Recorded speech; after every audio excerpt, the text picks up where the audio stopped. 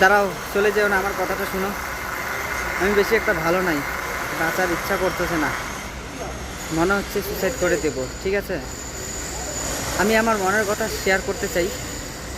তোমরা যদি আমাকে আজকে সাপোর্ট করো, তাহলে আমি অবশ্যই আজকে আমার মনের কথা বলবো। এক গভীর কথা আছে, যেটা মেয়েদের বিষয়ে কথা আছে, নারীর বিষয়ে কথা আছে।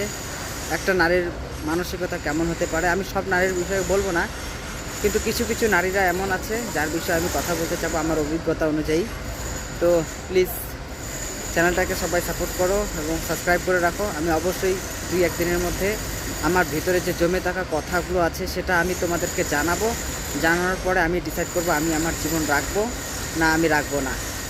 ঠিক আছে, তো বর্তমানে আমি কাজে আছি, ব্যাঙ্গালোরে কাজ করি। আমার কাজ করতে একদম ইচ্ছা করছে না, তবুও কাজ করতেছি, দেখা যাক কী হয়।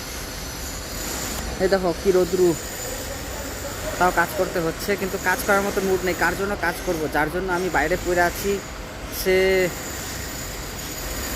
বা তারা, যার জন্য আমি বাইরে বাইরে কাজ করছি সে বা তারা আমাকে